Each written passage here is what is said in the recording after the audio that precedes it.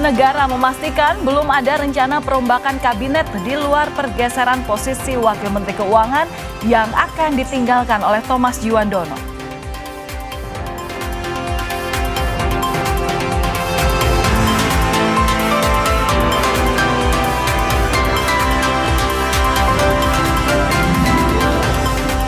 Bid Propam Polda Metro Jaya diturunkan untuk mengusut dugaan pelanggaran etik di kasus penjual es gabus.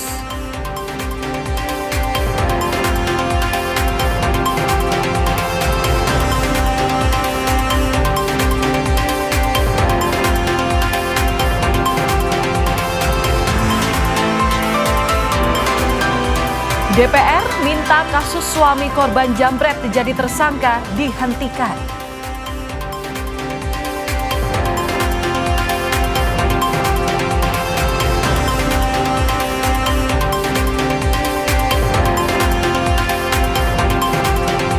Polisi memeriksa 10 saksi terkait kematian selebgram Lula Lava.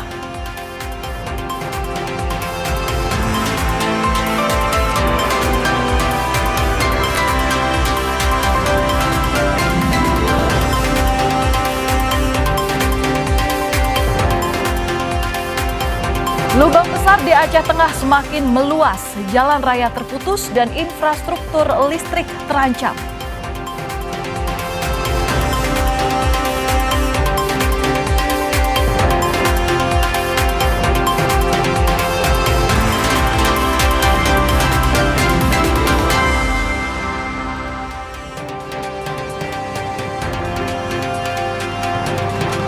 Halo saudara, selamat malam. Apa kabar Anda hari ini? Kami memiliki sejumlah informasi menarik lainnya yang patut Anda simak hari ini hanya di Kompas Malam edisi Rabu 28 Januari 2026 bersama saya Valentina Sitorus. Kita ke informasi pertama, saudara. Polisi memeriksa 10 saksi terkait kematian selebgram Lula Lava. Kekasih Lula, Reza Arab, termasuk salah satu saksi yang diperiksa.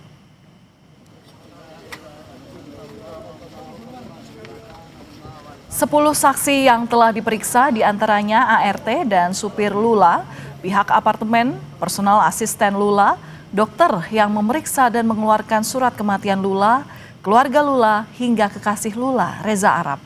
Sementara beragam temuan barang bukti juga telah diperiksa di laboratorium forensik Mabes Polri.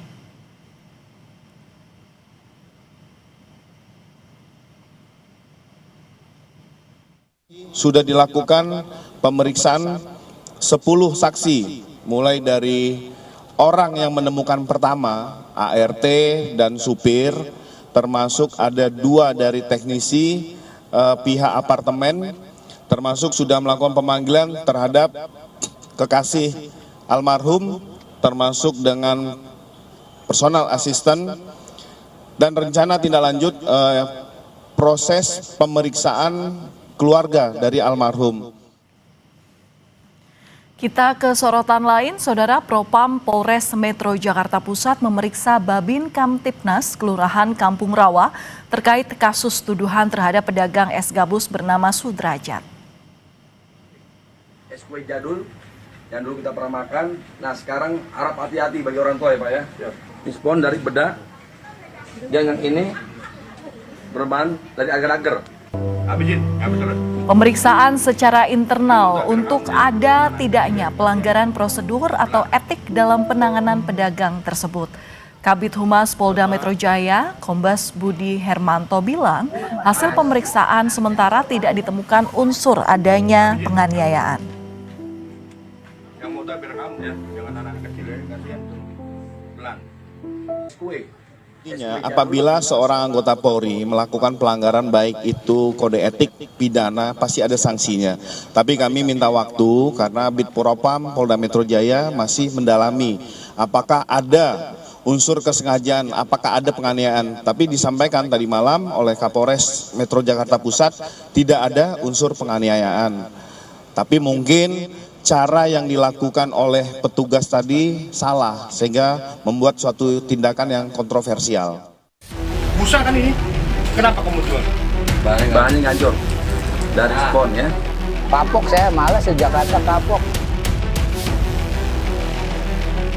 Usai mengaku mendapat intimidasi dari anggota Babinsa dan Babin Kamtibnas karena dituduh menjual es gabus menggunakan bahan spons, Sudrajat kini banjir dukungan. Bantuan silih berganti datang ke rumahnya. Meski bersyukur mendapat bantuan, namun rasa trauma masih menghantui Sudrajat. Saya sih mau dagang es kue lagi. Takutnya saya mau 3 kali 4 kali aku digebuk pakai kayu pakai apa itu saya mati konyol. Enggak, kan udah ada aneh. Jamin apa? Iya, saya takutnya diikat sama. Setelah dipastikan es gabus dan sejumlah barang dagangan Sudrajat tidak mengandung bahan berbahaya, Babin Kamtibnas dan Babinsa yang sempat menahan Sudrajat menyampaikan permohonan maaf. Kedua belah pihak akhirnya berdamai dan saling memaafkan. Maaf, sebesar-besarnya Pak, atas apa yang terjadi, tidak Pak. Kabar itu Pak, dari saya Pak, insya Allah doakannya Pak ya. Ketua Umum YLBHI menilai permintaan maaf kedua aparat kepada korban bukanlah penyelesaian. YLBHI mendesak agar dua aparat dari Babinsa dan Babin Kamtibnas diproses hukum soal tuduhan tanpa dasar hingga intimidasi. Pemukulan dan lain-lain ya, pelecehan ya. Kemudian juga ada penyebaran disinformasi. Ini jelas menyebarkan berita bohong ya, palsu kepada masyarakat tentang makanan yang dilakukan. Jadi sanksinya bukan hanya minta maaf, tapi juga harusnya diberikan atau diarahkan menuju penyidikan dan dibawa ke pengadilan. Menteri Koordinator Bidang Hukum HAM, Imigrasi dan Permasyarakatan Yusril Isha Mahendra meminta masyarakat tidak perlu khawatir. Yusril bilang, jika aparat terbukti melakukan kesalahan, akan ditindak sesuai dengan kesalahan yang bersangkutan. Ambil satu langkah-langkah sesuai dengan prosedur internal kepolisian itu sendiri, baik penegakan disiplin maupun pelanggaran etik sampai kepada kemungkinan juga akan diambil satu langkah hukum terhadap hal itu. Jadi masyarakat tidak perlu khawatir ya. Propam Polres Metro Jakarta Pusat tengah memeriksa Babin Kamtibnas Kelurahan Kampung Rawa terkait kasus tuduhan terhadap pedagang es gabus bernama Sudrajat. Jika memang ada pelanggaran, maka akan ada sanksi bagi pelaku. Tim Liputan Kompas TV. Saudara, dua aparat yang telah menuduh pedagang es gabus berjualan dengan bahan spons telah meminta maaf. Bagaimana kemudian sanksi yang pada dua aparat ini jika terbukti ada dilakukannya pelanggaran etik? Kita akan berdialog dengan Komjen Purnawirawan Susno Duaji, Kabar Reskrim Polri tahun 2008 hingga 2009. Selamat malam Pak Susno, apa kabar? Selamat malam Mbak Vina, selamat malam Mbak Valen, selamat malam para pemirsa sekalian, kabar baik? Kabar baik. Pak, ini dengan melihat tindakan aparat di lapangan yang menuduh pedagang es gabus, ini apakah ada pelanggaran SOP? Ya jelas itu ngawur gitu. Jadi tidak bisa menuduh orang langsung melakukan wah ini palsu, wah ini membahayakan. Sampai kemana kewenangan dia? Dia kan Babin Kamtibmas, yang satu lagi Babinsa. Kalau memang mencurigai ada sesuatu yang melanggar hukum terkait dengan undang-undang masalah makanan, masalah obat, masalah minuman, itu kan ada. Polisi melakukan tindakan hukum, melakukan penyelidikan, kemudian diperiksa di laboratorium. Tidak bisa hanya dengan mata telanjang aja, wah ini bahannya berbahaya, wah ini palsu, apalagi langsung disebarkan. Apalagi langsung melakukan hal-hal yang tidak pantas, misalnya membuat suatu tuduhan yang tidak enak, ya, kemudian melakukan kekerasan, baik kekerasan karena perkataan gitu, atau kekerasan fisik gitu, itu pelanggarannya udah banyak sekali loh. Satu, penyalahgunaan wewenang ya, baik Polri maupun dari TNI-nya ya. Yang kedua, melakukan kalau ada penganiayaan itu pelanggaran hukum pidana loh. Penganiayaan itu pidana. Polri tunduk pada pidana umum ya, peradilan umum, kalau TNI tunduknya pada peradilan militer. Yang berikut, dia jelas melakukan pelanggaran disiplin, dan pelanggaran disiplin ini sangat-sangat dekat itu mepet dengan pelanggaran kode etik gitu kan, kode etik ya. Nah jadi jelas bisa kena kode etik, bisa kena hukuman disiplin, bisa kena hukum pidana Jadi berat ini, dan ini juga supaya menjadi contoh bagi yang lain. Oke, Dan berarti kalau iya, berarti bisa dibilang kalau ini tindakan yang terlalu gegabah ya, karena balik lagi ini bukan kewenangannya. Dan ini berarti kalau misalnya ada kasus seperti ini harus melibatkan tenaga ahli seperti Dinkes atau BPOM, begitu ya Pak ya, untuk bisa membuktikan hal itu jika memang diketahui ada kesalahan. iya, jadi tidak bisa diselesaikan dengan kayak peradilan jalanan seperti itu, langsung dirampas, kemudian diremes-remes, kemudian dimarahi, dipukul, kalau ada ya, mudah-mudahan saja tidak ada tindakan kekerasan fisik. Jadi harus ya disita, kemudian dilaporkan kepada yang berwenang, dalam hal ini ke Polri, penyidik ya, kemudian penyidiknya membawa ini apakah ke Balai POM, apakah ke Laborat Polri untuk diselidiki, dan tidak perlu dengan kekerasan gitu. Dua orang berseragam TNI dan Polri ngapain berkekerasan sama orang yang sudah umurnya mungkin sudah cukup, kemudian kondisi fisiknya kayak gitu. Ya udah dibawa dengan ramah ke kantor polisi, maaf Pak ya, kita periksa ya, kita ambil sampelnya. Nanti kalau ini ada mengandung barang berbahaya atau bahan apalah, jangan langsung jualan dulu, stop dulu jualan, kita periksa ya. Nah, kalau tidak ya silakan lanjut jualan.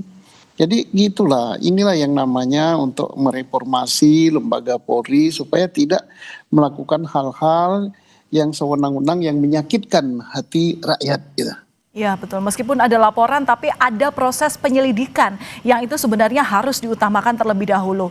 Pak Susno, ini kan dua pihak sudah diketahui berdamai, sudah minta maaf. Apakah hal ini menghapuskan sanksi?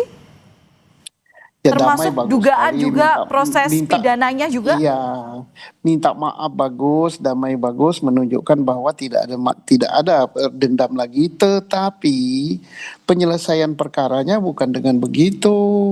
Pelanggaran kode etik harus diperiksa, pelanggaran disiplin harus diperiksa oleh kedua institusi ini. Silakan diproses, kemudian disidangkan secara kode etik ataupun disiplin dan diberi sanksi. Kemudian kalau memang ada pelanggaran pidananya, ya proses pidana. Nah, setelah diproses pidana, misalnya karena undang-undang hukum acara kita yang baru memberi kesempatan untuk mengadakan restoratif justice, ya silakan, tapi diproses. Nah, kalau si tukang S ini mau berdamai, itu bisa karena ada terbuka suatu jalur namanya RJ, Restoratif Justice. Tapi kalau tidak mau, maka penyelesaiannya harus di pengadilan.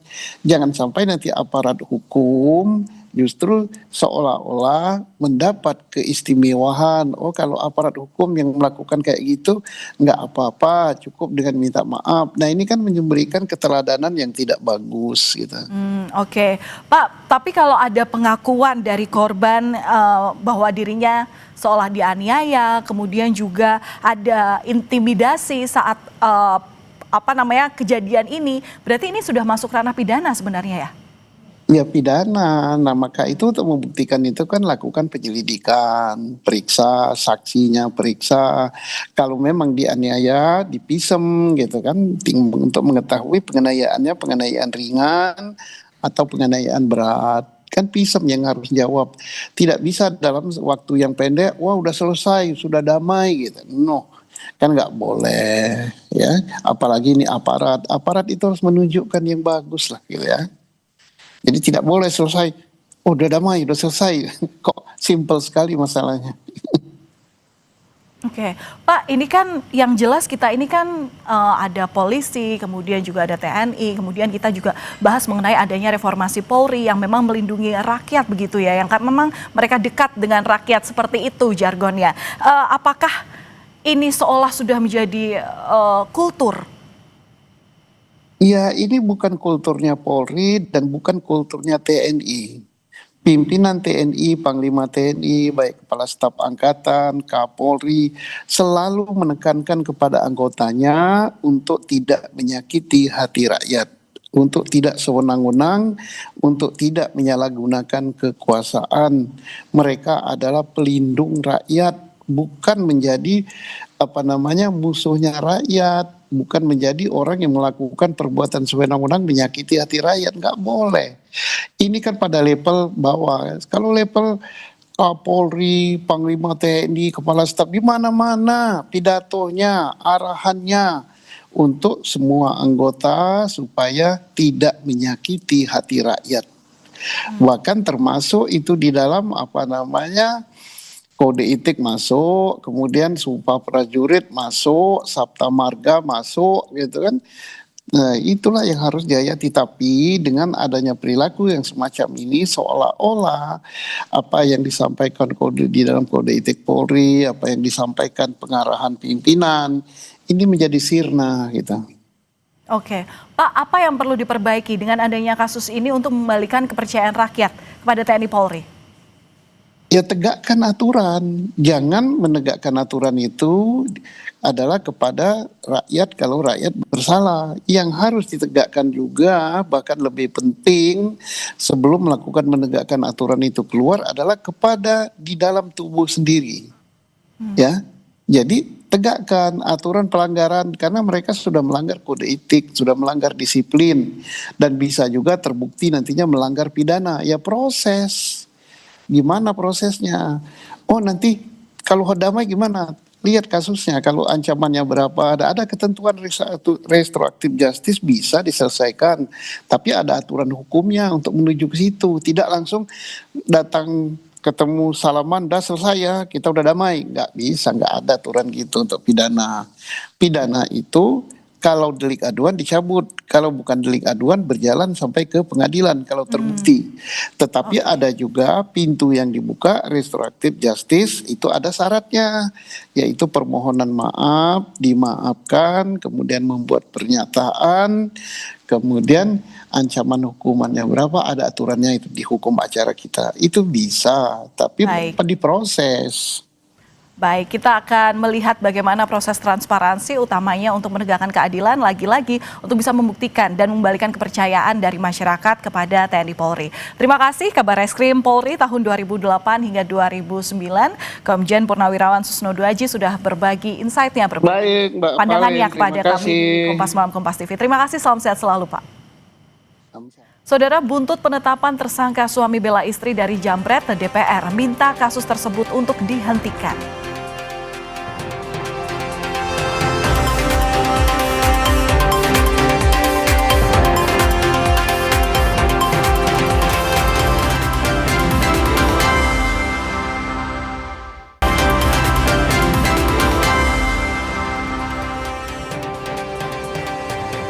Lantaran takut dibawa ke rumah sakit jiwa, seorang remaja di Wonolopo, Wijen, Semarang masuk ke dalam sumur sedalam 16 meter.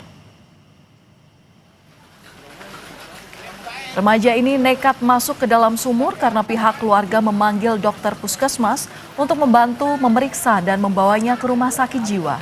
Korban yang panik kemudian berlari dan masuk ke dalam sumur meski sang ayah mencoba menahannya. Orang tuanya yang panik kemudian meminta bantuan ke petugas pemadam untuk mengevakuasi korban. Usai berjibaku selama 7 jam, petugas akhirnya dapat menarik korban untuk keluar.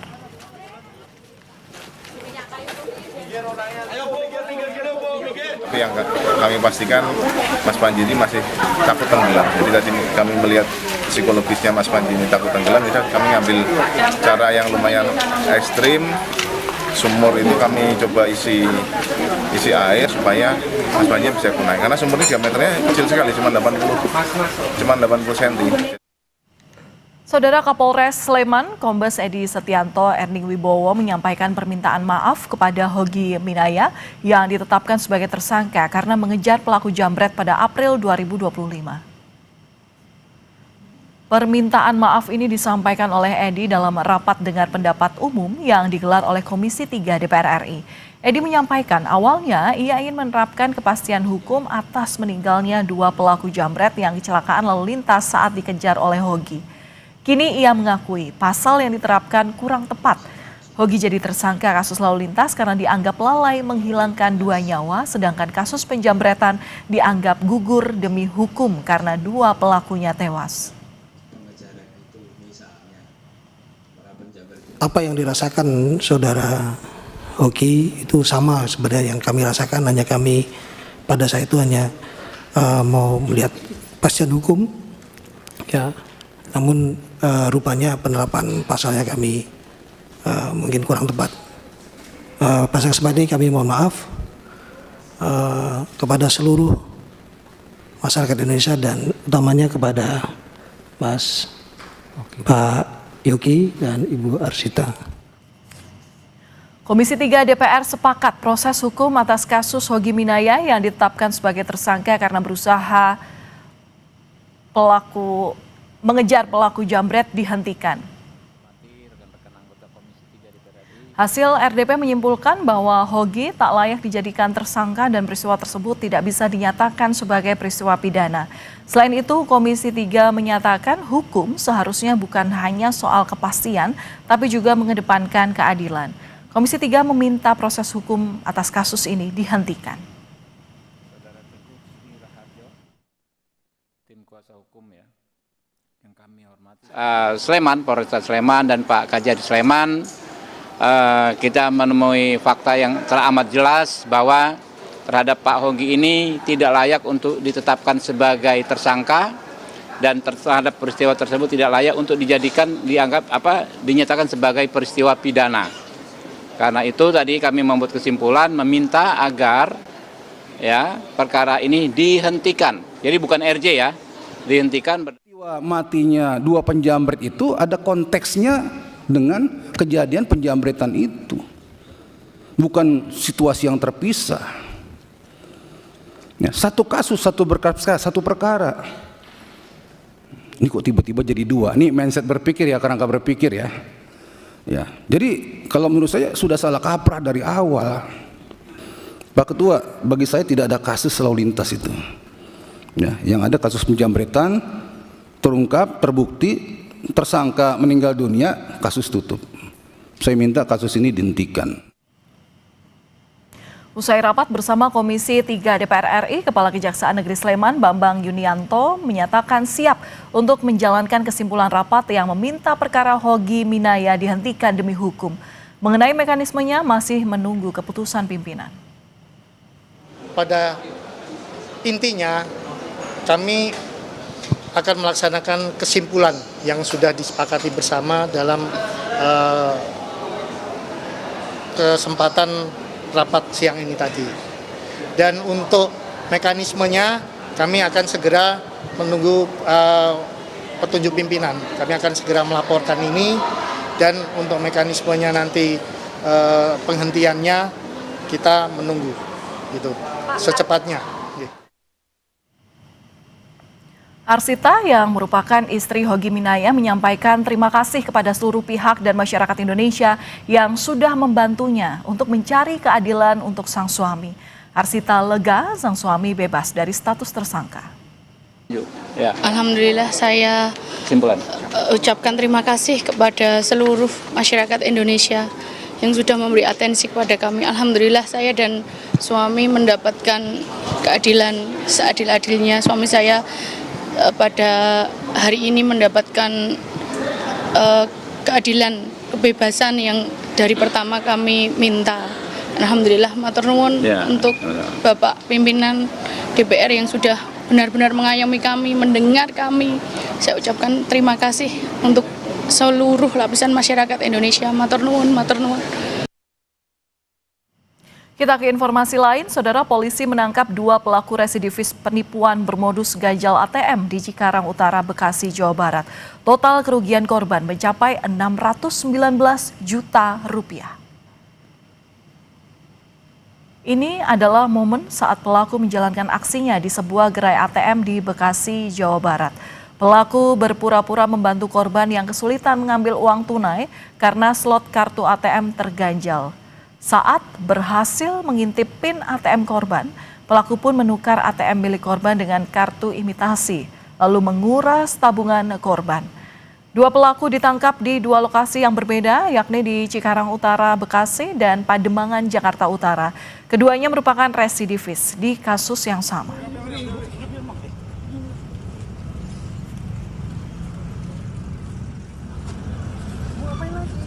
berhasil mengamankan 2 orang pelaku spesialis ganjal ATM atau yang biasa kita sebut card trapping dengan kerugian korban mencapai 600 juta. Pelaku mengincar kaum rentan yang ingin melaksanakan tarik tunai, kemudian slot ATM-nya sudah diganjal dengan kartu ATM yang sudah dimodifikasi. Kemudian pada saat korban ingin melakukan tarik tunai, pelaku mengintip PIN ATM korban, kemudian pura-pura untuk membantu korban. Kemudian pada saat pelaku ingin membantu korban tersebut, disitulah dia melakukan penukaran kartu ATM yang identik, kemudian dikuras habis uang yang ada di kartu ATM tersebut.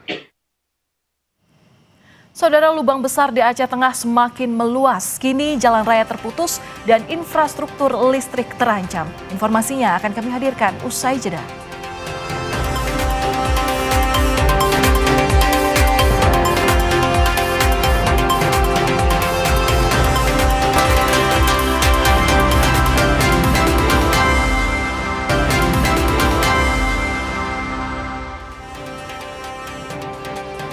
Saudara, 2 pekan usai jembatan hanyut, aktivitas warga Kampung Tambak Sari, Semarang terhambat.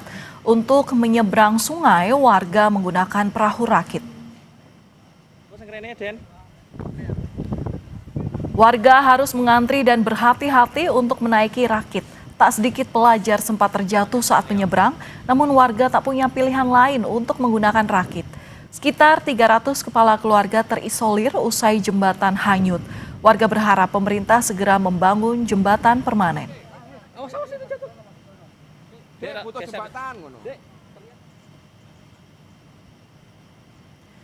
Jembatan ambrol akibat tergerus banjir juga terjadi di Desa Utalus, Kabupaten Timur Tengah Utara, Nusa Tenggara Timur. Warga khawatir terutama saat anak-anak terpaksa melintas di bekas jembatan yang ambrol. Warga berencana akan membangun jembatan darurat secara swadaya agar aktivitas bisa berjalan normal.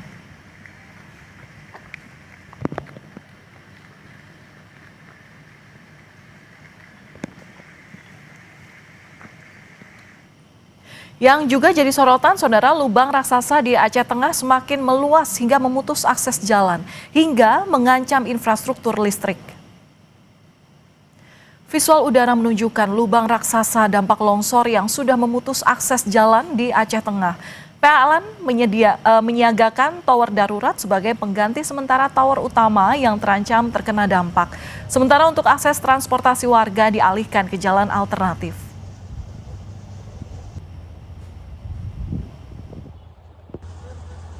Kita siagakan semua di sini, dan untuk saya pribadi, saya di sini udah berjaga lah dari Bapak Malam untuk selalu standby di sini untuk tetap melakukan pengawasan, terutama tentang kondisi tanah ataupun kondisi yang gimana. Tetap saya lakukan pantauan dan juga saya lakukan ke atasan saya.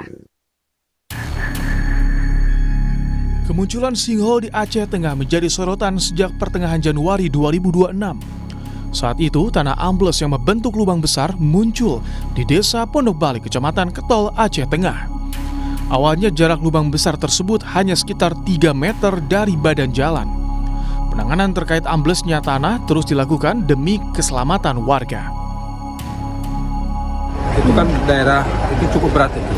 Karena itu mungkin dulu jaraknya 500 meter dari jalan, sekarang tinggal 3 meter lagi. Dan itu harus segera itu, kalau nggak hancur lagi yang lain. Itu apa kedalamannya? Apa pertama kan pasir. Tanahnya berpasir, kemudian itu kan tidak ditanami lagi tanaman, itu harus segera dikurak dan sebagainya. Lubang besar yang timbul di Aceh memiliki kedalaman yang bervariasi. Di beberapa titik kedalaman mencapai 100 meter. Sedangkan data per Januari 2026, luas area yang terdampak mencapai 27.000 meter persegi.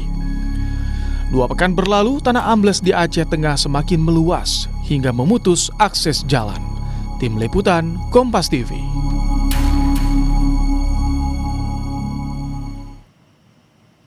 Bagaimana upaya yang bisa dilakukan untuk menghentikan lubang besar di Aceh Tengah ini agar tidak terus meluas? Kita sudah bersama ahli geologi Universitas Padjadjaran, ada Diki Muslim. Selamat malam Pak Diki. Selamat malam. Kabar baik untuk Bapak. Pak, ini jika melihat dari visual, apa yang jadi penyebab adanya dugaan sinkhole ini? Baik. Saya kira mungkin perlu didetilkan dulu ya, karena pengertian sinkhole itu biasanya berlaku atau sering disematkan kepada material batu kapur atau batu gamping. Tapi kalau kita lihat di video di tayangan Kompas TV ini, saya pikir itu mungkin agak susah kalau disebutkan sebagai amblasan atau sinkhole ya. Ini ada beberapa ciri yang bisa saya perhatikan dari video itu. Membesarnya dari lubang besar ini yang sekarang katanya 27.000 meter persegi berarti ya, jadi sudah sekitar hampir 3 hektar. Itu juga dipengaruhi tidak hanya oleh amblasan tapi ada erosi. Di pinggir-pinggirnya terlihat bagaimana warna putih, kemudian butirnya juga cukup jelas, merupakan butir material vulkanik. Kalau Oke, seperti pasir itu ya Pak ya? Gitu. Ya, persis seperti pasir begitu. Dan saya membaca juga ini berada pada satuan QVL. Jadi QVL itu adalah satuan batuan muda berumur kuarter yang berisikan material vulkanik. Oke, jadi mitigasinya seperti apa Pak? Ini dengan lubang karakteristik yang tadi Anda jelaskan, apakah ini juga bisa dihentikan Pak? Supaya tidak semakin meluas begitu? Halo? Aduh, mati juga. Kami masih mencoba perbaiki komunikasi dengan ahli geologi UNPAD, Pak Diki. Halo Pak Diki? Halo, kembali. Iya, Halo. Pak, lantas mitigasinya bagaimana supaya lubang ini kemudian tidak semakin meluas?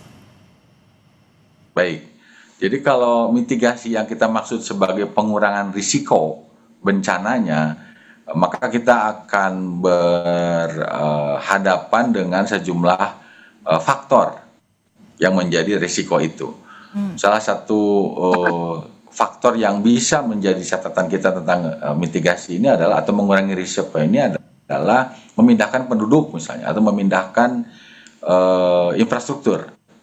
Ya, kini kita tahu bahwa ini sudah menggerus jalan, kemudian juga ada tiang listrik yang mungkin SUTT itu atau SUTET yang ke depan kemungkinan akan terganggu jika meluas daerah yang amblasnya atau daerah yang menjadi gerakan tanahnya ini. Jadi mengurangi risikonya salah satunya adalah menghindarkan infrastruktur, menghindarkan masyarakat dari situ. Karena untuk kondisi alaminya sendiri, gerusan, kemudian erosi, kemudian amblasan dari material di sini nampaknya tidak bisa dicegah oleh kita.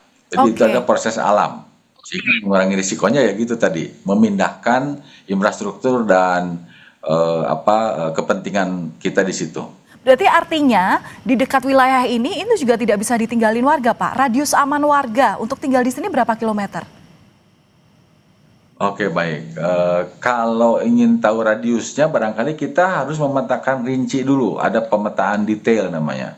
Nah, pemetaan rinci ini nanti akan menghasilkan, pemetaan geologi rinci maksud saya, akan menghasilkan sejumlah parameter yang bisa menjadi faktor-faktor pendukung perluasannya. Kalau dilihat sepintas di video, kemudian laporan yang saya baca, daerah ini kan merupakan daerah yang berbatasan sebetulnya antara material vulkanik dengan material formasi yang mengandung batu kapur. Nah, ini karena di dalam skala yang sangat kecil di petanya, tentu kita tidak bisa menarik batasnya. Tapi kalau kita petakan secara rinci di lapangan, maka akan ketahuan daerah-daerah mana yang bisa menjadi pelebaran atau perluasan dari sinkhole ini atau dari amblasan ini. Oke, Pak, tapi dengan kondisi tanah ambles yang makin luas ke depannya, apakah lahan di sekitar lokasi ini bisa dikatakan masih aman atau layak ditinggali? Kalau layak ditinggali atau masih aman itu kan ada parameternya ya Mbak. Jadi saya pikir sih amannya atau supaya tidak terjadi perbedaan yang tajam pendapat dari masyarakat, sebaiknya daerah ini dilokalisir, ditinggalkan. Mungkin ini radius sekian meter dari batas yang sekarang, karena trennya kalau kita lihat misalnya dari 2006 tadinya kecil, kemudian setelah itu ada gempa jadi membesar, kemudian ada hujan yang sekarang juga cukup ekstrim ya, terjadi di Pulau Sumatera, di daerah Sumatera bagian utara, makin membesar, maka kita bisa membuat radius yang saya kira lebih besar lagi supaya menghindarkan atau mengurangi risiko dari kerusakan. Oke, radius besar secara angka minimal berapa Pak? Berapa kilometer mungkin? Singkat saja. Saya tidak bisa menyampaikan karena tidak ada datanya. Oh, baik. Tidak ada datanya dan tidak ada polanya untuk hal semacam begini. Untuk bisa menyatakan misalnya 100 meter dari batas yang sekarang menjadi aman, itu tidak bisa. Oke, karena ada kemungkinan pergerakan tanah ini akan terus terjadi ya Pak ya, meskipun itu terjadi secara lambat. Baik, terima kasih sudah berbagi pandangan bersama kami di Kompas TV, Kompas Malam, ahli geologi Universitas Padjadjaran, Bapak Diki Muslim. Salam sehat selalu untuk Bapak, terima kasih, selamat malam. Oke, terima kasih Mbak Valen, terima kasih pemirsa. Saudara, kami akan kembali usai jeda dengan informasi mengenai tim DVI Polda Jawa Barat berhasil mengidentifikasi 37 jenazah korban longsor di Cisarua, Kabupaten Bandung Barat.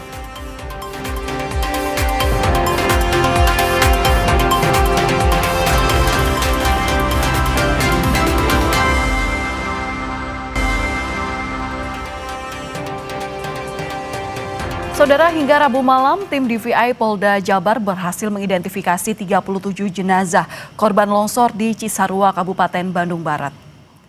Hingga Rabu sore, tim DVI Polda Jabar total telah menerima 50 kantong jenazah di hari kelima pencarian korban longsor. Dari 50 kantong jenazah ini, 37 korban diantaranya sudah berhasil teridentifikasi. Seluruh jenazah yang teridentifikasi sudah diserahkan pada pihak keluarga.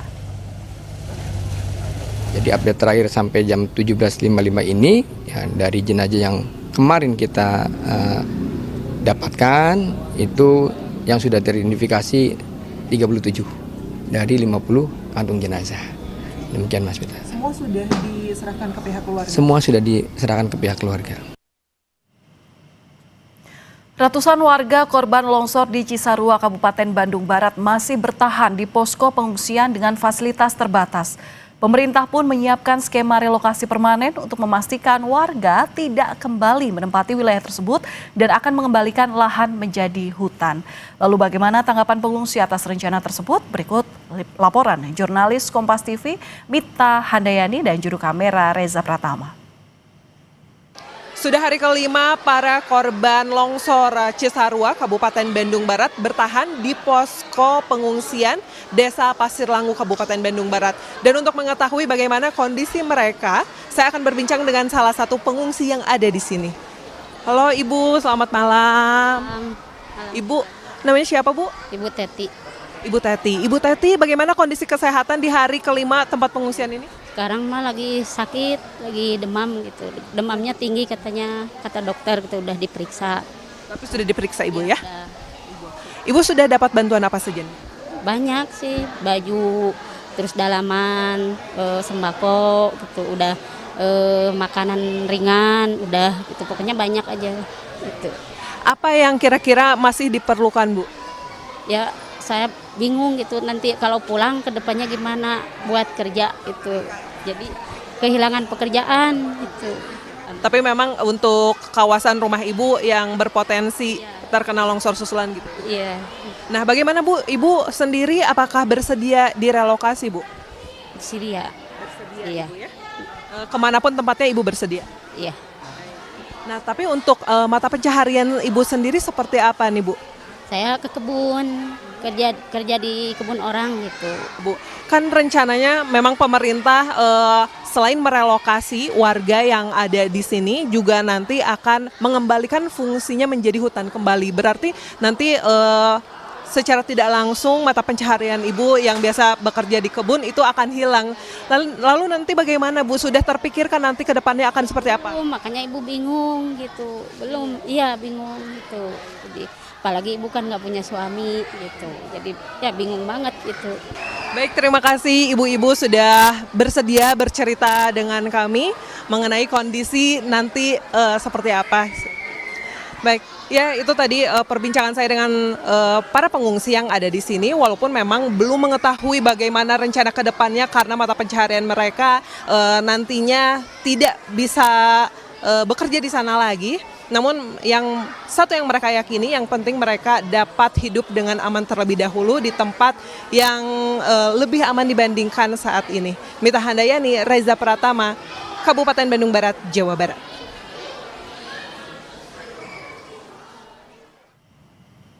Informasi usai jeda, Saudara, Mensesnek memastikan belum ada rencana perombakan kabinet di luar pergeseran posisi Wakil Menteri Keuangan yang akan ditinggalkan oleh Thomas Djuwandono.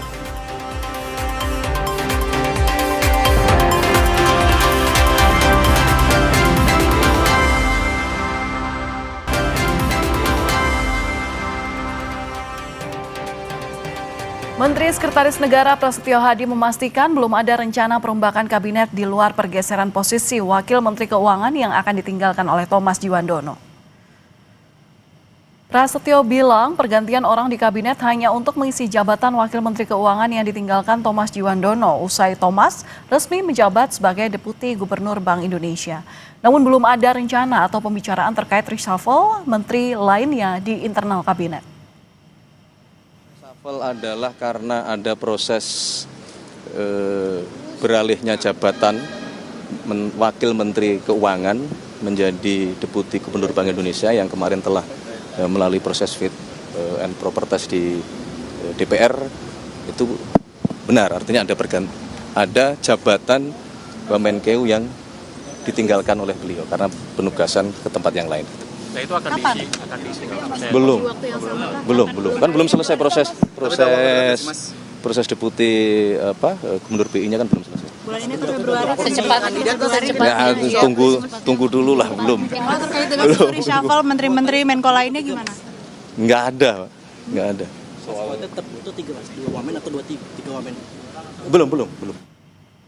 Saudara, jangan lupa 4 hari lagi mulai 1 Februari 2026 Kompas TV pindah channel. Satu langkah lebih dekat, satu langkah makin terpercaya. Dapatkan selalu berita dan informasi terupdate Kompas TV di televisi Anda di channel 11 pada perangkat TV digital atau set-top box. Dan kami tutup Kompas Malam sampai di sini. Kami ingatkan untuk selalu penuhi kebutuhan hidrasi Anda sepanjang hari dengan air mineral yang pasti sejuknya. Saya Valentina Sitorus pamit, terima kasih atas perhatian Anda dan sampai jumpa.